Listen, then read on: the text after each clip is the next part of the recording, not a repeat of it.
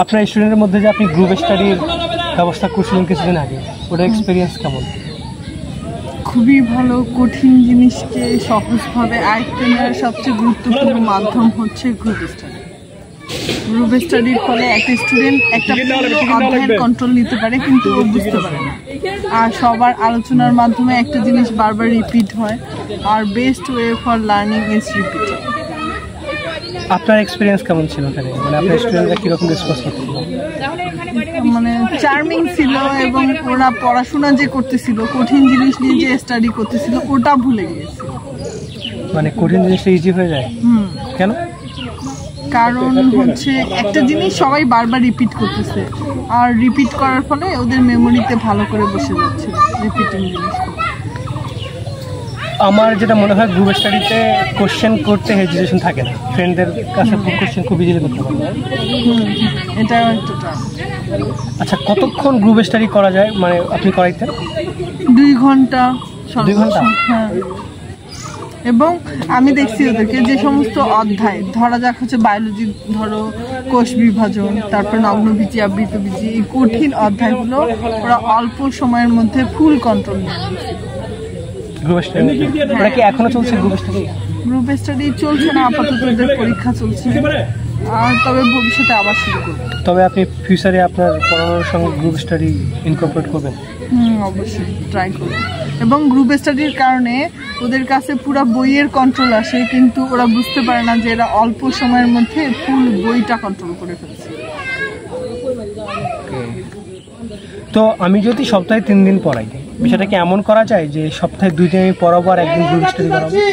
এটা খুব ভালো। এই 3 দিনের পড়াটা হচ্ছে রিপিট করার জন্য বা রিভিশন করার জন্য হচ্ছে গ্রুপ স্টাডি সবচেয়ে কার্যকর একটা উপায়।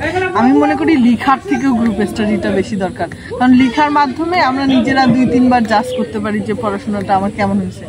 তুমি যদি গ্রুপ স্টাডি করো, তখন দেখতে পাবা যে হচ্ছে কয়েকজন ভুল বলতেছে, এই ভুলগুলো তুমি শুধরাই দিচ্ছ, বা তুমি ভুল করতেছো, অন্যরা সেটা শুধরাই দিচ্ছে।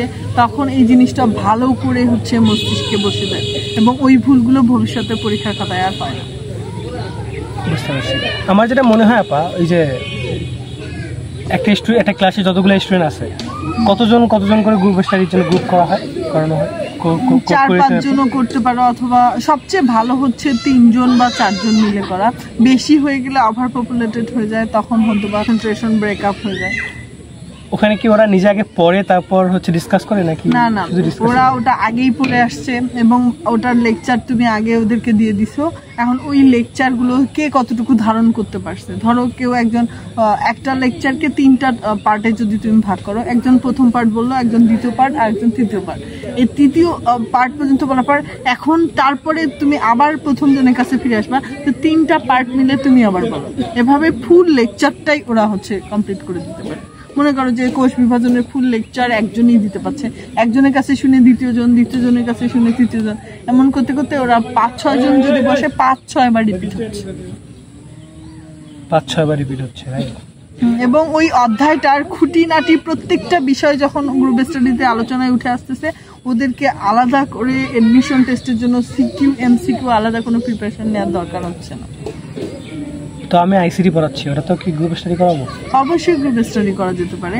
তুমি গ্রুপ স্টাডির ক্ষেত্রে ওদেরকে কিছু হচ্ছে ওয়ার্ক দিলাম যে এই হচ্ছে টপিকসগুলো তোমরা বাসায় করে আসো, কারণ ওরাই নিজেরাই সিলেক্ট করে দিবে। যে যেমন কোডিং এর ক্ষেত্রে গ্রুপ স্টাডিতে তো কোডিং এর হচ্ছে প্রশ্ন করতে পারবে না, কিন্তু তুমি ওদেরকে ওয়ার্কশপ দিলা যে তুমি কোডিং এর এই পার্টটা করবা, ওই পার্টটা করবা, ওরা আসে ওইটা হচ্ছে বুঝাই দিবে যে আমি এইটুক করে কি বুঝতে পারছি, ওইটুক করে কি বুঝতেছি, এখন ফুলটা করো। এরকম কি হয় যে কিছু স্টুডেন্ট হচ্ছে বাসায় পড়ে, তো ওরা ভালো পারফর্ম করে, আর কিছু পড়ে না? সো গ্রুপ স্টাডিতে কি সেম কোয়ালিটি স্টুডেন্ট দিতে হয়, নাকি যে কোনো হলেই হয়ে যায়? না, কেউ আছে যে বেস্ট পারফর্মার, আবার কারোর মধ্যে আছে যে হচ্ছে একটু শাইনেস কাজ করে, যে আমি হচ্ছে সবার সামনে বলতে পারবো না। ওরা কি করে যে তোমার হচ্ছে প্রেজেন্টেশন দিতে চায় না। কিছু স্টুডেন্ট আছে যে যারা লেকচারগুলো খুব মনোযোগ দিয়ে শুনছে, তারা এসে ফার্স্টলি হচ্ছে প্রেজেন্টটা করলো, ওই প্রেজেন্টেশনটা শোনার পর বাকিদের জড়তাটা কেটে যায়, তখন ওরা আস্তে আস্তে প্রেজেন্ট করা শুরু করে জিনিসটাকে। স্টুডেন্টদের রেসপন্স কিরকম গ্রুপ স্টাডিতে? ওরা কি ওরা অনেক বেশি সাবলীল, কারণ ওরা নিজেদের মধ্যে প্রেজেন্টেশন করে, ওখানে কোনো টিচার থাকে না, বা ওখানে ওদের কোনো হচ্ছে তোমার আলাদা কোনো মার্কস বা কোনো কিছু যেহেতু ওদের রাখা হয় না, তো ওরা নিজেদের মধ্যে অনেক ইজিলি হচ্ছে এটা মানে আগ্রহের সঙ্গে করে কি ওটা? হ্যাঁ অবশ্যই অনেক বেশি সাবলীল হয়। ওরা ওখানে মজাও করতেছে, আবার গ্রুপ স্টাডি। প্রাইসিং সিস্টেম আপনি রাখছিলেন? প্রাইসিং সিস্টেম, হ্যাঁ প্রাইস গিভিং হ্যাঁ রাখছিলাম। মনে করো সবগুলো গ্রুপ মিলে গ্রুপ স্টাডি হলো, হ্যাঁ কে সবচেয়ে ভালো হচ্ছে ওই টপিকসটার উপর প্রেজেন্ট করতে পারছে, তো ওই গ্রুপের মধ্যে আমরা বলবো যে এদের মধ্যে তোমাদের মধ্যে কে সবচেয়ে ভালো প্রেজেন্ট করছে, ওখান থেকে দুইটা, প্রত্যেকটা গ্রুপ থেকে 2 জন করে নিবা, এদের সবার আবার প্রেজেন্টেশন হবে, মানে দলীয় ভাবে। প্রেজেন্টেশন কেন হচ্ছে গ্রুপ স্টাডিতে? প্রেজেন্টেশন কোথায়? প্রেজেন্টেশন বলতে তোমার হচ্ছে তুমি যে লেকচারটা স্যারের কাছ থেকে গ্রহণ করছো, বিগত মনে করো 1 সপ্তাহে 3টা লেকচার গ্রহণ করছো, হ্যাঁ এই লেকচারটাকে ডেলিভার করতে পারবে কে সবচেয়ে ভালো, যে এই লেকচারগুলো ডেলিভার করতে পারবে তার কাছ থেকে শুনে অন্যরা ওই লেকচারটাকে আবার ডেলিভার করবে, এটাই গ্রুপ স্টাডি। আচ্ছা, টিচারের লেকচার তো বারবার রিপিট, তার মানে আপনার ইভলিউশনটা হচ্ছে ওদের লেকচারটার উপর, ওরা যেভাবে প্রেজেন্টেশন করতেছে ওইটার উপর। অবশ্যই। কেউ মনে করো যে কেউ ফুল স্পিডে পুরো অধ্যায়টাকে সুন্দর করে তুলে নিয়ে আসতেছে তার গ্রুপে, আবার যে হচ্ছে টিচার যা বলছে হুবহু তাই বলতেছে, কেউ টিচার যা বলছে এবং ও যেভাবে বলছে দুইটা একসাথে মিক্সড করে বলতেছে, এজন্য ডিফারেন্ট অ্যাঙ্গেলে তোমার হচ্ছে লেকচারটাকে জানা হচ্ছে। For engaging lecture what do you prefer, funny হওয়া নাকি মোটিভেশন দেওয়া?